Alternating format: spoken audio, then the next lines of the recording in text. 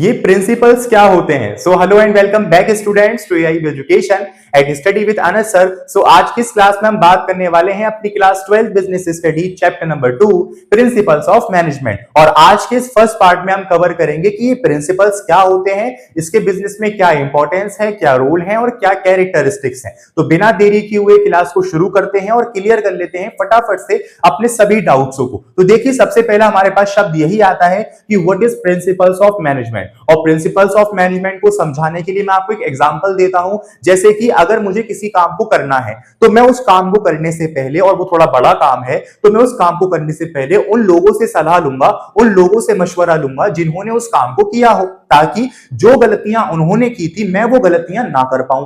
तो ऐसे ही ये जो प्रिंसिपल्स हैं वो आपके बिजनेस के लिए एक सलाह है, वो आपके बिजनेस के लिए एक मशवरा है जो कि बड़े बड़े साइंटिस्ट ने बनाया है, जिन्होंने उस काम को कर रखा है, जिन्होंने उन प्रॉब्लम्स को सॉल्व कर रखा है, जो वो इन प्रॉब्लम्स के निकल चुके हैं। तो कहने का ये है मतलब कि जो उस काम को, उस बिजनेस को, उस प्रॉब्लम को फेस करके आया हुआ है, उसने ये सिद्धांत बनाए हैं। तो इन सिद्धांतों को अगर मैं अपने बिजनेस के अंदर अप्लाई करूंगा तो मैं सक्सेस अचीव करूंगा। जो गलतियां उन्होंने की थी, अगर वो गलतियां मैं नहीं करूंगा तो मैं सक्सेस अचीव करूंगा। और यही सारी चीजें अगर मैं अपने बिजनेस में कंप्लीट तरीके से लगा लूंगा तो मैं अपने काम में एफिशिएंसी अचीव करूंगा, मतलब कम समय में कम लागत में अपना गोल अचीव करूंगा। तो बेटा यही प्रिंसिपल है। प्रिंसिपल इज द गाइडलाइन, ठीक है, प्रिंसिपल इज द गाइडलाइन। अब हम समझते हैं इसको कंप्लीट नोट्सों के साथ क्या है। देखिए बेटा, the principles of management, the principle of management is the fundamental guidelines for decision making and behaviour of managers and provides a framework for the effective planning,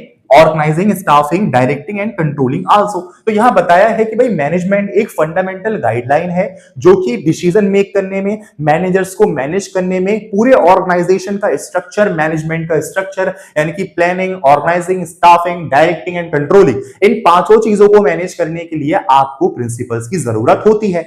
आप इसके बिना भी अपना काम चला लोगे, क्योंकि अगर आप अपने आसपास देखोगे जो दुकानदार होते हैं वो कोई प्रिंसिपल थोड़ी लगा के बैठे हैं अपने बिजनेस में, मगर आप ये भी देखोगे कि उनका टर्नओवर कोई ज्यादा का भी नहीं होगा, वो सिर्फ अपना घर खर्च चला रहे हैं, इस तक ही वो सीमित है। मगर कुछ बड़ा करने के लिए कुछ ना कुछ तो अप्लाई करना पड़ेगा अपने अंदर। तो यहां पर यही है। तो अगर आप बिजनेस कर रहे हो तो बिजनेस ऐसे करो जो आप हकीकत में लोग कहें कि भाई हाँ ये बिजनेसमैन है। कोई ये ना कहे भाई दुकानदार है, ये तो परचून की दुकान है इसकी, साइबर कैफे है इसका, या फिर ये कुछ और भी बहुत सारी चीजें। काम कोई गलत नहीं होता, काम सभी अच्छे होते हैं, बट हमें ये चाहिए कि हम किसी भी काम को कर रहे हैं तो उसके अंदर हम अपना पूरा कंसिस्टेंसी के साथ, लगन के साथ अपना ध्यान दें, ठीक है, तभी हम उसको गोल को अचीव करेंगे। तो ये प्रिंसिपल्स जो हैं वो आपकी मैनेजमेंट को, आपके ऑर्गेनाइजेशन को, आपकी टीम को और साथ ही साथ आपके प्रोसेस को यानी planning, organising, staffing, directing and controlling को इफेक्टिव बनाने में हेल्प करता है। क्यों? क्योंकि ये एक फंडामेंटल गाइडलाइन है। ये क्या है? एक फंडामेंटल गाइडलाइन है। इसी तरीके से ऑर्गेनाइजेशनल रिसोर्सेज जो जितनी भी आपकी होती हैं to achieve specialised goal and objectives of continuous improvement, साथ ही साथ अपने गोल को अचीव करना, अपने ऑब्जेक्टिव्स को अचीव करना और कंटिन्यूअस बेसिस पे इंप्रूवमेंट करना। ऐसा नहीं कि आपने गोल अचीव कर लिया बस छुट्टी बात खत्म, नहीं, आपको कंटिन्यूअसली इंप्रूवमेंट भी करनी है। हमारा सिर्फ ताल्लुक एक गोल को अचीव करने से ही नहीं है, अपनी कंटिन्यूअस इंप्रूवमेंट करने से भी होता है। उदाहरण के तौर पर मान लीजिए हमारी वीडियो है, हमारी किसी वीडियो मान लीजिए 2 लाख व्यूज आ गए, उसके बाद व्यूज ही नहीं आ रहे, या फिर किसी तरीके से हमारी वीडियो से बहुत सारे बच्चे पढ़ लिए बट बाद में कोई बच्चा हमारी वीडियो से पढ़ ही नहीं रहा। तो इसका मतलब यह है कि कहीं ना कहीं हमारे किसी प्रिंसिपल्स में कमी है।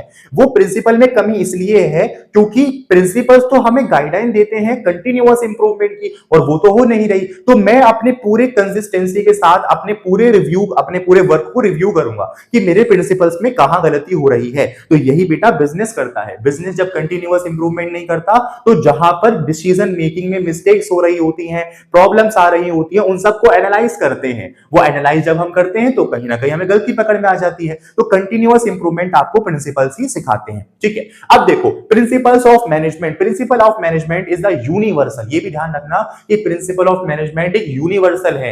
यूनिवर्सल फंक्शन मतलब पता है क्या होता है? मतलब इसको सभी अप्लाई कर सकते हैं। सभी अप्लाई कैसे कर सकते हैं सर? सभी अप्लाई करने का मतलब यह है कि चाहे आपकी ऑर्गेनाइजेशन का कोई भी मोटिव हो, चाहे वो प्रॉफिट बेस हो, चाहे वो नॉन प्रॉफिट बेस हो, चाहे जो आप काम कर रहे हो वो बिजनेस एक्टिविटीज के अंदर आता हो या नॉन बिजनेस एक्टिविटीज के अंदर आता हो, सभी कामों को करने के लिए सभी के सिद्धांत होते हैं।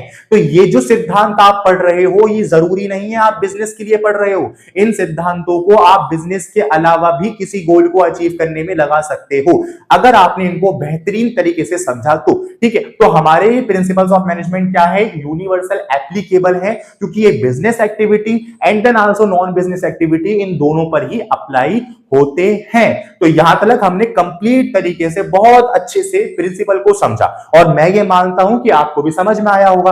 अगर हाँ समझ में आया है तो एक बहुत अच्छा सा कमेंट जरूर करिएगा कि सर हम समझ गए, जिससे मुझे थोड़ी सी और मोटिवेशन और इंस्पिरेशन मिले और मैं और इफिशियंसी के साथ आपके साथ पढ़ाऊं। ठीक है, तो ये था बेटा।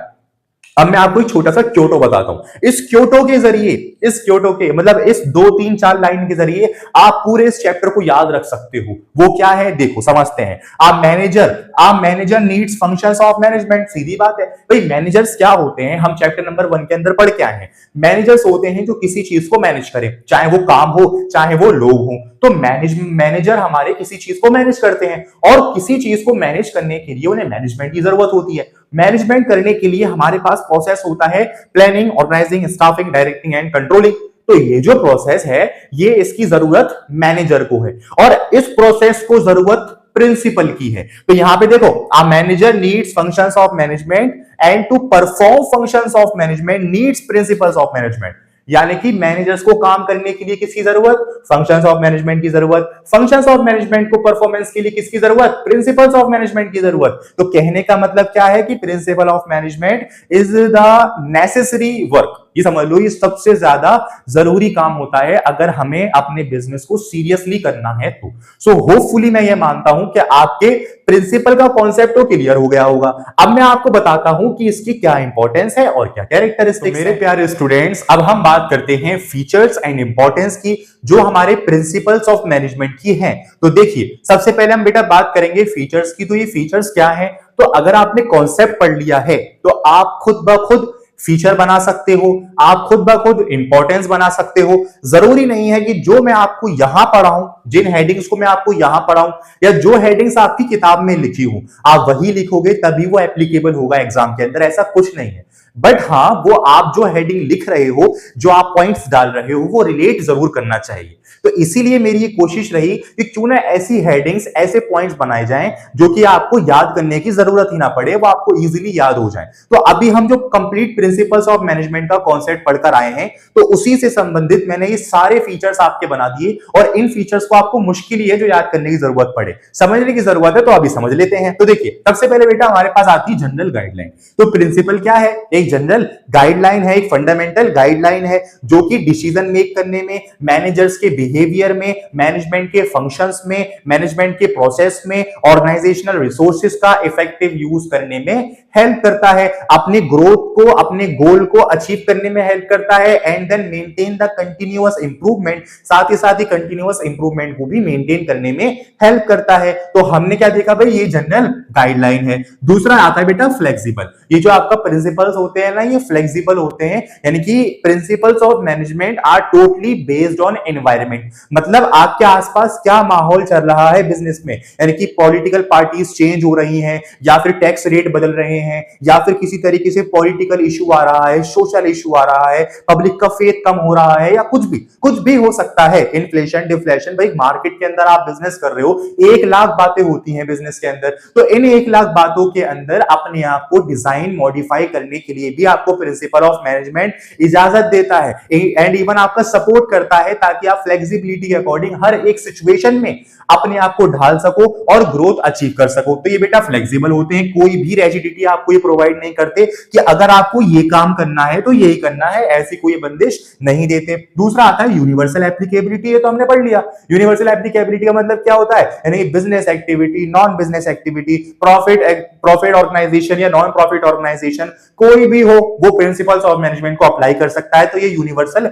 एप्लीकेबिलिटी प्रोवाइड करता है। ठीक है। दूसरा चौथा हमारे पास आता है मेनली बिहेवियर। मेनली बिहेवियर का मतलब क्या है कि बेसिकली ये आपके सिर्फ और सिर्फ ऑर्गेनाइजेशनल को मैनेजमेंट को उसकी इफेक्टिव मैनेजमेंट को इफेक्टिव बनाने में ही हेल्प नहीं करता, उसकी रिसोर्सेज, उसके मैनेजर्स का behaviour, planning, staffing, directing, controlling, इन सबको मेंटेन करने में भी हेल्प करता है। एंड इवन आपकी बिजनेस एनवायरनमेंट के हिसाब से भी चलता है, फ्लेक्सिबिलिटी प्रोवाइड करता है। तो ये बिहेवियर मेंटेन करता है, ये गोल ओरिएंटेड प्रोसेस है। ठीक है, इसी के साथ आपका जो है पांचवा पॉइंट बनता है, this is a goal oriented process. ये ध्यान केंद्रित करता है आपका बिजनेस की तरफ, ध्यान केंद्रित करता है, आपको वो डायरेक्शन देता है। ठीक है, फिर आता है बेस्ड ऑन एक्सपीरियंस। और मैंने क्लास की स्टार्टिंग में आपको समझाया था कि बेस्ड ऑन एक्सपीरियंस का मतलब क्या है बेटा। यहाँ पे बेस्ड ऑन एक्सपीरियंस का मतलब यहाँ पे ये है कि हमेशा हम जिस काम को करते हैं और उस काम को अगर हमें हकीकत में अपने उद्देश्यों को प्राप्त करने के लिए करना है तो हम हमेशा सलाह व मशवरे उन्हीं लोगों से लेते हैं जिन्होंने उस काम को किया हो। और जब जिन्होंने उस काम को किया होगा तो वो अच्छे से जानते होंगे कि उस काम को करने के अंदर आने वाली परेशानियां, आने वाली प्रॉब्लम्स और उनको किस तरीके से सॉर्ट आउट किया जाता है। तो अगर आप उनसे वो सलाह लोगे तो आप इफेक्टिव तरीके से प्लानिंग करके अपने उन सभी प्रॉब्लम्स को सॉर्ट आउट कर लोगे। ऐसे ही जो प्रिंसिपल्स हैं ये भी कोई किसी ने ऐसे ही किताबों में नहीं लिख दिए हैं, इनके ऊपर बड़े बड़े साइंटिस्ट ने रिसर्च करी है। एंड इवन वो भी एक बिजनेसमैन की तरह ही सोचते थे और काम किया करते थे। तो उसमें से हमारे पास कुछ दो नाम आते हैं, फ्रेडरिक विंसलो टेलर एंड दूसरे आते हैं हेनरी फ्योल। इन दोनों ही साइंटिस्ट के प्रिंसिपल्स, टेक्निक्स और काम करने के तरीके को हम नेक्स्ट पार्ट में कवर करेंगे। अभी आप समझो कि ये जो प्रिंसिपल्स हैं ये टोटली क्या होते हैं बेटा, एक्सपीरियंस बेस्ड होते हैं। ठीक है, बड़े बड़े साइंटिस्ट के। और साथ ही साथ बेटा लास्ट और फाइनल आता है आपके पास प्रोवाइड अ फ्रेमवर्क। ये आपको एक फ्रेमवर्क देते हैं कि भाई आपका इतनी बाउंड्री है, इतनी रिसोर्सेज हैं, इतनी ऑर्गेनाइजिंग है, आपके पास इतने स्टाफिंग है। इस तरीके से आपको पूरा फ्रेमवर्क आपको दे देते हैं कि आपको इस रिसोर्सेज के हिसाब से कैसे काम करना है। That's it. ठीक है, तो this is our the features of principal of management. अब हम समझते हैं कि भाई इतनी सब चीजें पढ़ ली, क्या इंपॉर्टेंस आप खुद नहीं बना पाओगे? बिल्कुल बना सकते हैं सर हम, बट फिर भी हमें कुछ हेडिंग्स पता होनी चाहिए। देखो जैसे मैंने 7 यहाँ फीचर बताए, अब 7 ही इंपॉर्टेंस बताऊंगा आपको मैं। तो देखो पहला आता है बेटा टू इंप्रूव इफिशियंसी, या आपके काम की इफिशियंसी को इंक्रीज करता है। टू इंक्रीज प्रोडक्टिविटी, या आपकी प्रोडक्टिविटी को इंक्रीज करता है। सपोर्ट इनोवेशन, क्योंकि ये फ्लेक्सिबल है तो ये इनोवेशन को भी एडेप्ट करता है। यानी कि आपके बिजनेस के अंदर जो बंदा काम कर रहा है, सभी लोग दिमाग रखते हैं। और मैंने लास्ट क्लास में एक एग्जांपल दिया था आपको, टोयोटा कंपनी का, याद हो तो, है ना। तो टोयोटा कंपनी जब एक दिन डिक्लाइन पीरियड में चल रही थी, ये एग्जांपल मैं दोबारा इसलिए दे रहा हूं ताकि कुछ बच्चे अभी तो क्लास में नए होंगे, जिन्होंने फर्स्ट चैप्टर नहीं पढ़ा होगा तो बाद में पढ़ेंगे इस क्लास के बाद, क्योंकि प्लेलिस्ट का लिंक डिस्क्रिप्शन बॉक्स में भी अवेलेबल है एंड आई बटन्स में भी आपको क्लासेस दिख गई होंगी। ठीक है, तो एक बार और एग्जांपल जो है वो रिवाइज करते हैं। देखो टोयोटा कंपनी थी, एक समय डिक्लाइन पीरियड आ गया था, बहुत बुरा समय चल रहा था उसका, और साथ ही साथ उन्होंने सब प्रिंसिपल्स का यूज कर लिया था कि भाई आखिर कैसे बिजनेस ग्रोथ किया जाए। तो उसने क्या कहा, उसने फ्लेक्सिबिलिटी यानी इनोवेशन का सहारा लिया। उसने चिट्ठी लिखी और यार ट्वीट किया। उसने बोला कि भाई जितने भी हमारे दुनिया भर में इन्वेस्टर हैं, हमारे शेयर होल्डर्स हैं, हम ना उनकी सलाह जानना चाहते हैं कि हम किस तरीके से अपने बिजनेस की ग्रोथ कर सकते हैं। आप सभी की सलाह का हमें इंतजार रहेगा। कृपया अपनी अपनी चिट्ठी लेके लिखकर हमें जरूर भेजें। ये उन्होंने ट्वीट किया। अब दुनिया भर से करोड़ों लाखों इन्वेस्टर, शेयर होल्डर्स के उनके पास कमेंट आए, उनके पास चिट्ठियां आई, उनके पास ट्वीट आए, मैसेजेस आए। अब भर गया। उन्होंने अपने सभी डिपार्टमेंट्स को इसी काम पे लगा दिया। उन्होंने बोला कि सारे डिपार्टमेंट इसी काम पे लग जाओ और देखो किस बंदे ने क्या कमेंट भेजा है, क्या मैसेज भेजा है, जिससे उस मैसेज को, उस वर्क को हम अपने काम में लगाएं और हम ग्रोथ अचीव करें। और न जाने कौन सा मैसेज, कौन सी चिट्ठी, कौन सा खत उनको इतना अच्छा लगा, या फिर ऐसा उनको वहां से आइडिया मिला कि आज टोयोटा कंपनी करोड़ों अरबों रुपए में है, एक प्रॉफिट मेकिंग कंपनी है। उसकी कार आज one of the best car में से एक मानी तो जाती है, और इंडिया में तो सबसे ज्यादा फेवरेट कारें भी टोयोटा की होती ही हैं लगभग। ठीक है, तो ये था बेटा। तो यहां से इनोवेशन को सपोर्ट देना बहुत जरूरी है, क्योंकि मैं मान लो ये सोच लूंगा कि भाई मैं तो बिजनेस का मालिक हूं, मैं अपने एम्पायर का मालिक हूं, तो मैं एक वर्कर से क्या सलाह लूंगा? नहीं, कभी भी ये नहीं सोचो। सलाह हमेशा लेनी चाहिए, भले ही आप उस काम को अपने काम में ना अप्लाई करो, बट कहीं ना कहीं उसको अगर सोचोगे तो कहीं हो सकता है उसकी बात ध्यान में आके आप किसी छोटी सी प्रॉब्लम से भी निकल सको। तो कहने का मतलब यह है कि सपोर्ट इनोवेशन एंड फ्लेक्सिबल भी है हमारा ये। टू प्रमोट कोऑर्डिनेशन, मैंने बताया था कि why management fail, last class में लिखा था मैंने, व्हाई मैनेजमेंट फेल। मैनेजमेंट करने के बाद भी मैनेजमेंट क्यों फेल हो जाती है? Due of coordination. किसकी वजह से होती है बेटा? कोऑर्डिनेशन की वजह से। कोऑर्डिनेशन हमारा मेंटेन नहीं होता, बट आपकी जो प्रिंसिपल्स हैं ये कोऑर्डिनेशन को मेंटेन और प्रमोट भी करते हैं। फिर आता है बेटा साइंटिफिक डिसीजन डेवलप लीडरशिप। तो ये दो इंपॉर्टेंट पॉइंट्स हैं आपके बहुत ज्यादा। साइंटिफिक डिसीजन का मतलब क्या होता है कि नई नई चीजों को अप्रोच करना, नई नई चीजों को साथ में लेकर काम करना, वही आपका साइंटिफिक डिसीजन एंड वर्क कहलाता है। और इसके बिहाफ पर आगे इसके प्रिंसिपल्स भी हैं, साइंटिफिक प्रिंसिपल इनको हम कहते हैं, एंड टेक्निक्स भी हैं इसकी, वो हम नेक्स्ट पार्ट में कवर करेंगे, कोई दिक्कत नहीं है। और यह आपका जो है लीडरशिप डेवलप करता है बेटा, एक सोच आपकी खोल देता है कि आपको काम किस तरीके से, किस जरिए से, किन लोगों के साथ करना है। तो बेटा ये था आपका प्रिंसिपल के इंपॉर्टेंस, ये थे फीचर्स, और अभी हमने पढ़ा कॉन्सेप्ट। और मैं ये मानता हूं कि आपको सभी चीजें समझ में आई होंगी, कहीं कोई डाउट नहीं बचा होगा।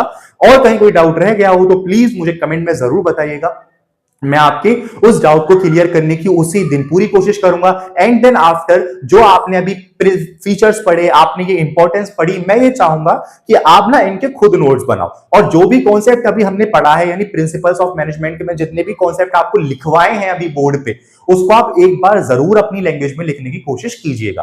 एंड देन आफ्टर तब भी आप ये चाहते हो कि मैं इन सब के नोट्स आपको दूं, यानी कि हर एक फीचर को एक ब्रीफली एक्सप्लेन करके लिखावट में आपको दूं। ब्रीफली एक्सप्लेन तो मैंने लिख दिया, बता दिया, आपको बोल दिया, बट ब्रीफली एक्सप्लेनेशन एक लिखावट में आपको नोट्सों के साथ दूं, तो आप कमेंट कीजिएगा AIB नोट्स। उस AIB नोट्स को, कमेंट को आप स्क्रीनशॉट लीजिएगा और मेरे इंस्टाग्राम पे मुझे मैसेज कर दीजिएगा। मैं आपको खुद पर्सनली सभी नोट्सों को शेयर करूंगा, जिससे आपकी पढ़ाई में कहीं भी कोई दिक्कत नहीं आने वाली। और ये सिर्फ मैं इस वीडियो में ही नहीं, आपकी पूरी साल हेल्प करने वाला हूं। जहां कहीं भी आपकी कोई दिक्कत आएगी, मैं आपके साथ खड़ा रहूंगा, मैं आपकी पूरी हेल्प करूंगा। तो जल्दी ही मिलते हैं अपने नेक्स्ट पार्ट के अंदर, और फटाफट से उसको भी क्लियर कर देंगे कि साइंटिफिक प्रिंसिपल्स क्या है, टेक्निक्स क्या है, हेनरी फ्योल, FD टेलर, इन सब के प्रिंसिपल्स, टेक्निक्स आखिर बिजनेस में कैसे एप्लीकेबल है। सो फटाफट से आज की क्लास तक सारे डाउट्स क्लियर कर लीजिएगा, एक बार बुक रीड कर लीजिएगा और लिख जरूर लीजिएगा, और कहीं डाउट हो, नोट्स आए हो तो मुझे बताइएगा, ठीक है। तो जल्दी ही मिलते हैं अपनी नेक्स्ट क्लास में।